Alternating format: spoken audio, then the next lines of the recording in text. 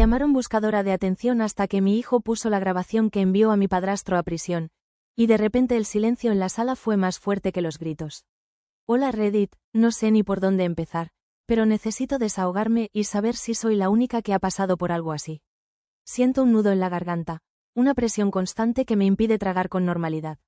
Mis manos tiemblan, un tic nervioso que se ha intensificado en los últimos días, incluso ahora, mientras tecleo estas palabras. El sueño me esquiva, reemplazado por imágenes recurrentes, fotogramas de una película que desearía no haber visto jamás. Es una historia larga, un enredo de silencios y sonrisas forzadas, pero intentaré resumirla lo mejor que pueda. Mi familia, bueno, desde fuera, aparentamos ser la típica familia feliz. Reuniones dominicales en casa de mi madre, con el olor a asado flotando en el aire, risas que rebotaban en las paredes, barbacoas en verano, el sol derritiéndose en nuestra piel, y Navidad todos juntos, el tintineo de las copas brindando por la felicidad. Una postal navideña perfecta. Mi madre, una mujer compleja, con una fragilidad emocional que siempre la ha llevado a buscar refugio en otros. Primero fue mi padre, un fantasma que nos abandonó cuando yo era pequeña, dejándola a la deriva en un mar de inseguridades. Luego llegó Jorge, mi padrastro, el ancla que la rescató de ese naufragio emocional. O eso creíamos todos. Tengo 2 hermanos, mayores que yo, que ya han construido sus propias vidas, sus propias familias, lejos del epicentro de esta tormenta silenciosa. Viven en otras ciudades, con visitas esporádicas que les impiden ver la grieta en la fachada, el veneno que se filtraba gota a gota en nuestra aparente felicidad. Ellos siempre han adorado a Jorge, el padrastro ideal, lo llaman, con una admiración que siempre me ha chirriado.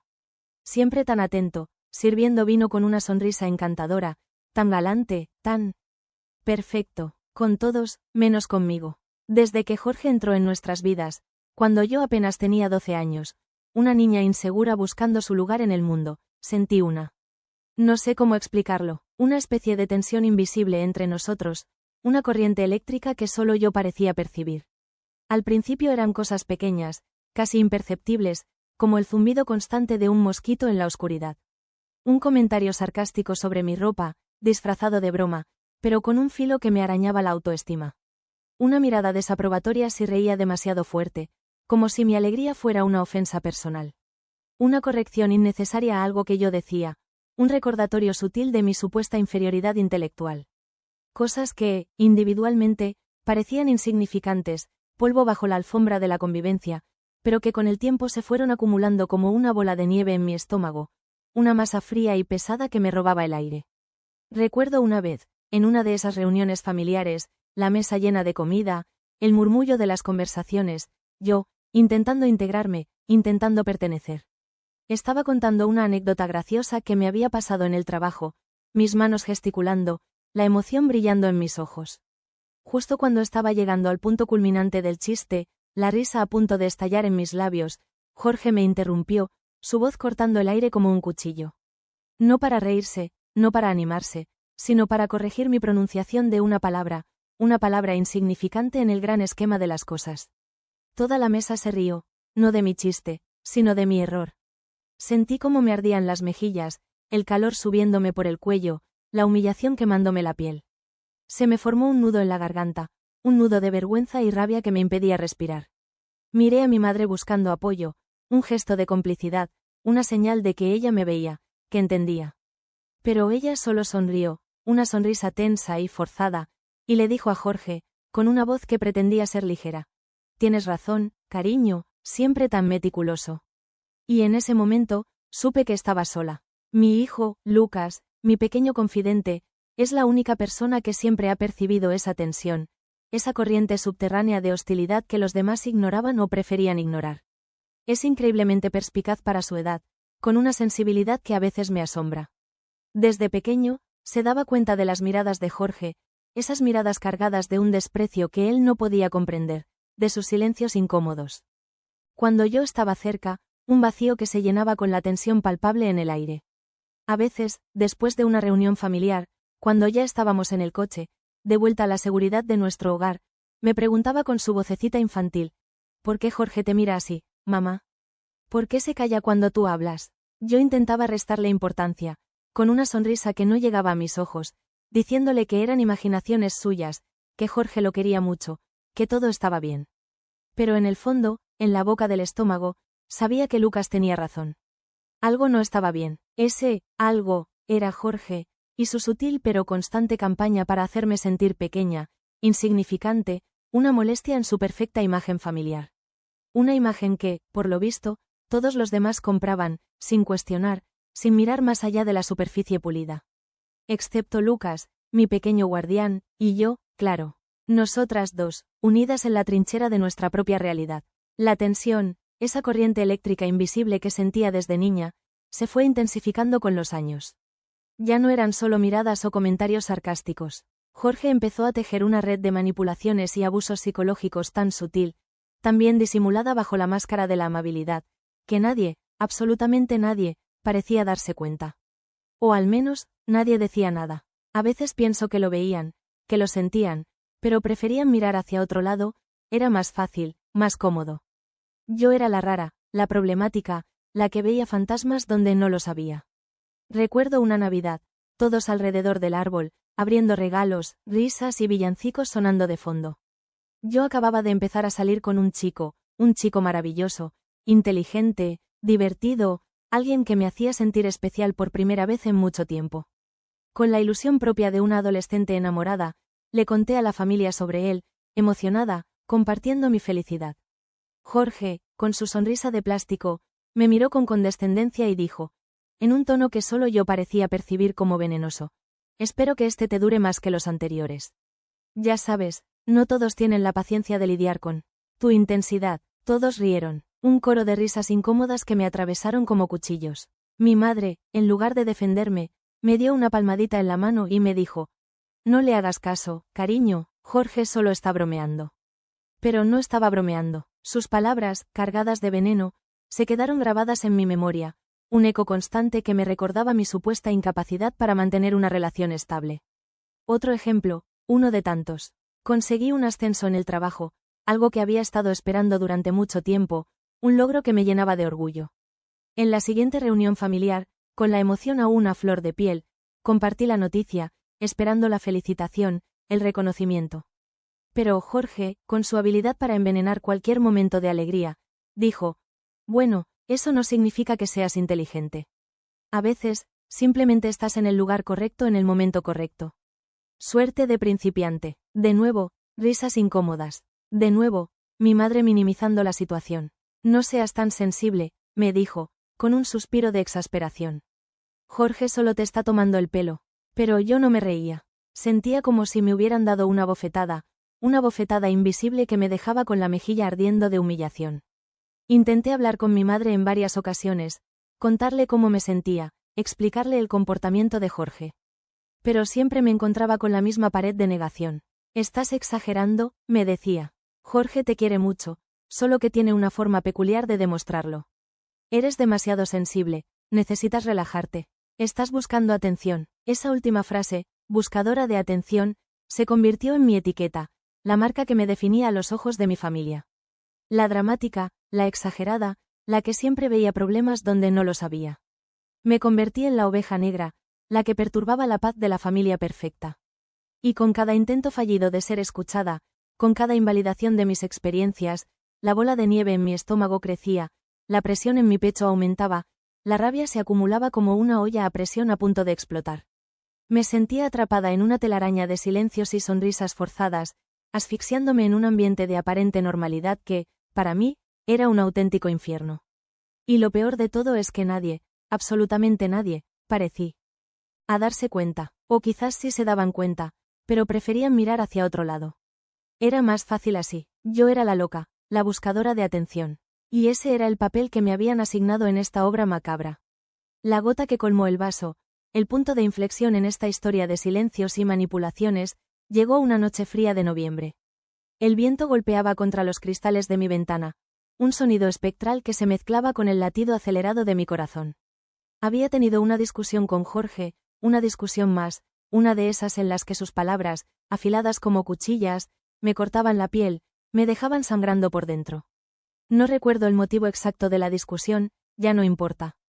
Eran siempre las mismas acusaciones, las mismas frases hirientes, el mismo veneno destilado gota a gota. Eres una inútil, me dijo, con esa mirada de desprecio que me helaba la sangre. Nunca llegarás a nada en la vida. Eres una carga para tu madre y para todos. Nadie te quiere. Me encerré en mi habitación, las lágrimas quemándome las mejillas, el nudo en la garganta apretándose cada vez más. Sentía una opresión en el pecho, una sensación de ahogo que me impedía respirar. Me dejé caer en la cama, abrazando la almohada, intentando contener los sollozos que amenazaban con escapar de mi garganta. No quería que me escuchara, no quería darle la satisfacción de verme vulnerable, rota. En ese momento, Lucas, mi hijo, entró en la habitación. Tenía los ojos muy abiertos, llenos de una preocupación que me desgarraba el alma. Se sentó a mi lado, en silencio, su pequeña mano acariciando mi brazo con una ternura que me conmovía hasta las lágrimas. No le había contado nada de la discusión, intentaba protegerlo de la toxicidad de Jorge, pero él lo sabía, lo sentía. Siempre lo sabía, su sensibilidad, su capacidad para percibir las emociones que yo intentaba ocultar, era como un radar que detectaba la más mínima perturbación en mi campo emocional. De repente, escuchamos la voz de Jorge desde el salón, una voz baja, gutural, cargada de una rabia contenida que me heló la sangre. Estaba hablando por teléfono, pero no era una conversación normal, era un monólogo de odio, un torrente de insultos y amenazas dirigidos hacia mí. No podía distinguir todas las palabras, pero sí escuché algunas frases que se me quedaron grabadas a fuego en la memoria. Esa estúpida. Le voy a enseñar. Nadie le va a creer. Y luego, la amenaza, la frase que me hizo temblar de miedo. Te voy a destruir, y nadie te va a creer jamás. Mi cuerpo se tensó, el miedo recorriéndome como una descarga eléctrica. Miré a Lucas, su rostro pálido, sus ojos llenos de terror. En ese momento, supe que tenía que hacer algo. Ya no se trataba solo de mí, se trataba de proteger a mi hijo de ese monstruo. Lucas, con una determinación que no esperaba de un niño de su edad, sacó su teléfono del bolsillo y lo encendió. Me miró, sus ojos brillando con una mezcla de miedo y coraje. Voy a grabarlo, mamá, me susurró, su voz apenas audible. No dije nada, no pude articular palabra. Asentí con la cabeza, las lágrimas rodando por mis mejillas, un nudo de angustia apretándome la garganta. Lucas, con manos temblorosas, activó la grabadora de su teléfono y lo acercó a la puerta, intentando captar la voz de Jorge. Los minutos que siguieron fueron una eternidad. El tiempo se detuvo, el aire se volvió denso, pesado, difícil de respirar.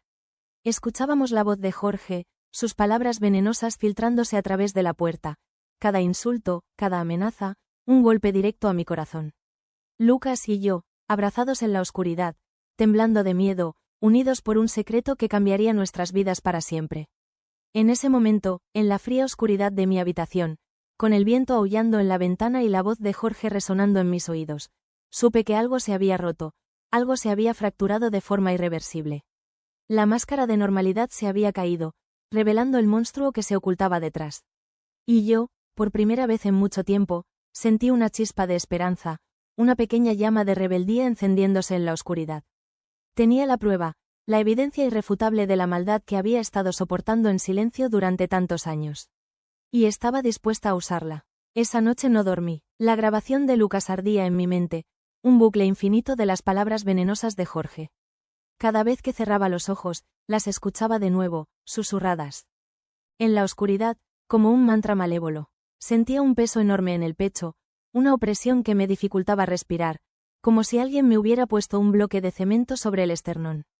Las náuseas me subían en oleadas, un revoltijo ácido en el estómago que me obligaba a correr al baño varias veces, aunque solo consiguiera vomitar bilis amarga. Tenía la grabación, la prueba irrefutable de su maldad, un archivo digital que pesaba más que cualquier arma, pero no sabía qué hacer con ella. ¿A quién se la mostraría? ¿Quién me creería? La etiqueta de buscadora de atención que me habían colgado pesaba sobre mí como una losa, un recordatorio constante de la incredulidad y el rechazo que me esperaban. Me retorcía entre las sábanas frías, empapadas en un sudor frío, sintiendo el fantasma de la mirada de Jorge sobre mí, juzgándome, minimizándome. Al amanecer, exhausta pero incapaz de conciliar el sueño, me levanté y me preparé un café. Mis manos temblaban tanto que casi derramo el líquido hirviendo sobre la encimera. El café, amargo y fuerte, no logró disipar la niebla mental que me envolvía. Después de horas dando vueltas a la situación, con la cabeza a punto de estallar, tomé una decisión. No iba a ir corriendo a la policía, no todavía. No quería que Jorge se enterara por una llamada telefónica fría e impersonal. No, quería que mi familia, mi madre, mis hermanos, todos los que habían sido testigos de sus sutiles manipulaciones durante años, escucharan la verdad con sus propios oídos. Quería que vieran la cara de Jorge cuando se enfrentara a sus propias palabras, a la crudeza de su veneno destilado en la intimidad de una conversación telefónica. Quería que presenciaran su caída, que fueran testigos del derrumbe de la fachada de hombre perfecto que había construido con tanto esmero. La próxima reunión familiar, el domingo siguiente, sería el escenario perfecto. Un escenario macabro, sí, pero necesario. Se me revolvió el estómago al pensarlo, una mezcla nauseabunda de miedo y una extraña forma de anticipación, como la calma tensa que precede a una tormenta. Pero sabía que tenía que hacerlo. Tenía que romper el silencio, tenía que exponer la verdad, aunque me costara todo. Aunque me dejara completamente sola. El viernes por la tarde, con el corazón latiéndome a 1000 por hora, marqué el número de mi madre. Tenía la voz temblorosa, un hilo de voz apenas audible, y las manos tan sudorosas que el teléfono casi se me resbala de los dedos. Intenté contarle lo sucedido, con la mayor calma posible, respirando hondo entre cada frase, explicarle lo que había escuchado, lo que Lucas había grabado. Pero mi madre, como siempre, se negó a escuchar. No empieces con tus dramas, me espetó, con un tono de voz tan cortante que sentí como si me clavara un cuchillo en el pecho. Jorge te quiere mucho, solo que a veces no se expresa bien. Estás exagerando, como siempre. Siempre has sido demasiado sensible. Mamá, esta vez es diferente, insistí, apretando el teléfono con fuerza. Tengo pruebas. Lucas lo grabó todo. Hubo un silencio al otro lado de la línea, un silencio denso, cargado de una tensión que podía palpar a través del cable telefónico. Luego, mi madre suspiró, un suspiro resignado, cansado, como si llevara el peso del mundo sobre sus hombros. Por favor, no hagas un escándalo, me suplicó, su voz quebrada por la súplica. No quiero problemas, no en la reunión familiar. No arruines el domingo. Ya sabes cómo se pone tu hermano mayor cuando hay discusiones, y tu hermana. Con lo sensible que es. No quiero arruinar nada, mamá, repliqué, intentando controlar el temblor en mi voz. Solo quiero que sepan la verdad. Que escuchen lo que Jorge dice de mí a mis espaldas. ¿No te importa lo que me ha hecho? No te ha hecho nada, respondió mi madre, con una firmeza que me sorprendió. Estás imaginando cosas, siempre lo haces. ¿Por qué no puedes, por una vez, dejar las cosas como están? ¿Por qué tienes que crear problemas donde no los hay? Porque no son imaginaciones, mamá, exclamé, perdiendo la poca calma que me quedaba. Tengo una grabación, ¿quieres escucharla? ¿Quieres escuchar a Jorge amenazándome? Mi madre guardó silencio unos segundos, un silencio que me pareció eterno.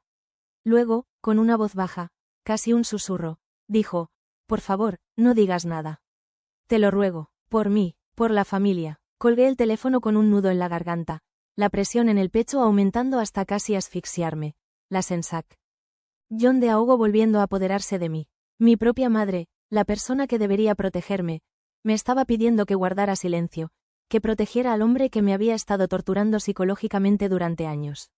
Me sentí sola, abandonada, traicionada por la persona en la que más confiaba. Me senté en el borde de la cama, las lágrimas rodando por mis mejillas, el cuerpo sacudido por sollozos silenciosos. Miré la pantalla del teléfono, la grabación de Lucas parpadeando como un ojo acusador. Dudé por un instante de debilidad en el que pensé en borrarla, en olvidarlo todo, en seguir fingiendo que todo estaba bien. Pero la imagen de Lucas, su rostro pálido y asustado la noche de la grabación, me dio fuerzas para seguir adelante. No me rendiría. El domingo, la verdad saldría a la luz. Costara lo que costara, aunque me quedara completamente sola. Tenía que hacerlo, por mí, y por mi hijo. El domingo llegó como una sentencia. El olor a asado, que antes me evocaba recuerdos cálidos y familiares, ahora me revolvía el estómago. Cada risa, cada conversación trivial, me sonaba a una burla cruel, una parodia de la felicidad que yo ya no podía sentir. La tensión en el ambiente era palpable, un hilo invisible que nos conectaba a todos, vibrábamos con la misma frecuencia de ansiedad, aunque solo yo supiera el verdadero motivo. Jorge, ajeno a la bomba que estaba a punto de estallar, interpretaba su papel a la perfección. Repartía sonrisas, servía vino, contaba chistes, el perfecto anfitrión, el padrastro ideal. Me miraba de vez en cuando, con esa sonrisa condescendiente que me hacía apretar los dientes, y me dirigía alguna frase aparentemente inocente, cargada de un doble sentido que solo yo parecía entender. Te veo pálida, ¿te encuentras bien? Me preguntó en un momento, con una falsa preocupación que me revolvió las tripas. Sí, perfectamente, respondí, con una sonrisa forzada que me costó un mundo mantener. Mi mano, bajo la mesa, apretaba con fuerza el teléfono de Lucas, donde se guardaba la grabación.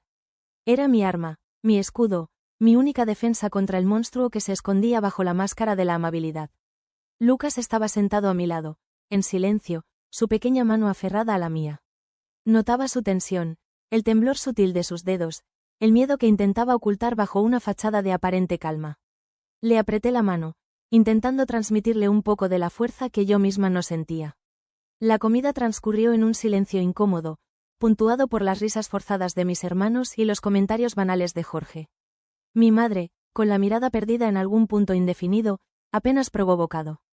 Su rostro, tenso y pálido, reflejaba la tormenta que se avecinaba.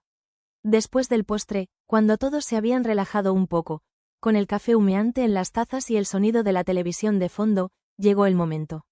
Lucas, sin previo aviso, se levantó de la mesa y se dirigió al televisor. Conectó su teléfono, con manos que temblaban ligeramente, y la pantalla se iluminó, mostrando la imagen de inicio de la aplicación de grabación. Un silencio sepulcral se apoderó de la sala. Todas las miradas se posaron en Lucas, en la pantalla, en mí. Jorge, con el ceño fruncido, me miró con una expresión de desconcierto. ¿Qué es esto?, preguntó, con un tono de voz que denotaba una mezcla de irritación y curiosidad. Antes de que pudiera responder, Lucas pulsó el botón de reproducción. La voz de Jorge, distorsionada por la grabación, pero inconfundiblemente suya, llenó la sala. Al principio, solo se escuchaban murmullos ininteligibles, el sonido de fondo de la televisión, el ruido del viento. Luego, su voz se hizo más clara, más nítida, más amenazante. «Esa estúpida», se escuchó, seguido de una serie de insultos que me hicieron bajar la mirada, la vergüenza quemándome las mejillas. Y entonces, la frase, la amenaza que me había helado la sangre la noche de la grabación, resonó en la sala, amplificada por los altavoces del televisor. «Te destruiré, y nadie te creerá jamás». El silencio que siguió fue más ensordecedor que cualquier grito. El aire se volvió denso, pesado, difícil de respirar. Todos, con los ojos fijos en la pantalla, parecían estatuas de sal, congelados en el tiempo. La mirada de mi madre, una mezcla de horror, incredulidad y una profunda tristeza, se clavó en mí, como si yo fuera la culpable de todo aquello. Mis hermanos, con la boca abierta, me miraban con una expresión de shock que no puedo describir con palabras. Jorge, pálido como la muerte, con los ojos desorbitados, parecía un animal acorralado. Intentó hablar, balbuceó algo ininteligible, pero las palabras se le atascaron en la garganta. En ese momento, en medio del silencio sepulcral que se había apoderado de la sala, sentí una extraña sensación de paz. La tensión que había estado acumulando durante años, la presión en el pecho, el nudo en la garganta, todo desapareció de golpe, como si alguien hubiera abierto una ventana en mi alma, dejando entrar una brisa fresca y renovadora. La verdad, por fin, había salido a la luz, y aunque el precio a pagar fuera alto, aunque me costara la relación con mi madre, aunque me dejara completamente sola, sabía que había hecho lo correcto. Había roto el silencio, había expuesto al monstruo, y por primera vez en mucho tiempo, respiré hondo, con la certeza de que, a partir de ese momento, todo sería diferente. Las semanas que siguieron a la reunión familiar fueron un borrón de emociones confusas. El silencio en casa de mi madre, aquel domingo, se extendió como una enfermedad, infectando cada rincón de mi vida. La grabación de Lucas, que había imaginado como una especie de liberación, se convirtió en una pesada cadena que me ataba al recuerdo de aquel día, a la mirada de horror de mi madre, al rostro descompuesto de Jorge. La policía vino a casa. Les entregué la grabación, les conté mi historia, con la voz temblorosa, las manos sudorosas, reviviendo cada detalle de los años de abuso psicológico, cada insulto, cada amenaza. Lucas también tuvo que declarar, un proceso que me destrozó por dentro, ver a mi hijo, tan pequeño, tan vulnerable, obligado a revivir aquel horror. Jorge fue detenido. No lo vi después de aquel domingo, pero la imagen de su rostro, pálido y desencajado, me perseguía en sueños, un fantasma que se negaba a abandonarme. Las consecuencias fueron devastadoras. Mi madre no me ha hablado desde entonces. Ni una llamada, ni un mensaje, ni una mirada. El silencio entre nosotras es un abismo insalvable, un muro de hielo que me separa de la persona que más he amado en el mundo. Sé que está dolida, que se siente traicionada, que me culpa por la detención de Jorge. Quizás, en el fondo, sigue creyendo que exageré, que soy la buscadora de atención, que siempre he sido a sus ojos. Y eso, ese silencio, ese rechazo, me duele más que cualquier palabra, más que cualquier insulto. Es como si me hubieran arrancado una parte de mí, un vacío que nada puede llenar. Mis hermanos, aunque al principio se mostraron conmocionados por la grabación, poco a poco han ido distanciándose. No me culpan directamente, pero tampoco me apoyan. Prefieren mantener la neutralidad, evitar tomar partido en esta guerra silenciosa. Supongo que es más fácil así, más cómodo. Mirar hacia otro lado, como siempre han hecho. Lucas está, bien, dentro de lo que cabe. Intento protegerlo lo máximo posible, crear un ambiente de normalidad en nuestro pequeño mundo, pero sé que el incidente le ha afectado. A veces lo encuentro mirando al vacío, con una expresión de tristeza en sus ojos que me parte el alma. Tiene pesadillas, se despierta gritando en medio de la noche, reviviendo el terror de aquella noche de noviembre. Intento consolarlo, decirle que todo va a estar bien, que ya está a salvo, pero a veces, cuando lo abrazo, siento que soy yo la que necesita consuelo. Y en medio de todo este caos, de este silencio ensordecedor, de esta soledad abrumadora, me asalta la duda. ¿Hice lo correcto? ¿Exponer a Jorge de esa manera, delante de toda la familia, fue la mejor opción? ¿O podría haberlo manejado de otra forma? ¿Debí haber ido directamente a la policía, sin involucrar a mi familia? Debí haber guardado silencio, como me pidió mi madre, por el bien de la familia. La grabación de Lucas, que en un principio vi como una prueba irrefutable, una herramienta de justicia, ahora se me antoja como una granada que he lanzado en medio de mi familia, destrozando todo a su paso. Me pregunto si el precio de la verdad ha sido demasiado alto. Si al intentar liberarme de mi jaula, he condenado a otros a la suya propia. Si al intentar proteger a mi hijo, lo he expuesto a un trauma que le marcará para siempre. Y ahora, aquí estoy, sola, con el corazón roto, la mente confusa, preguntándome si soy la villana de esta historia.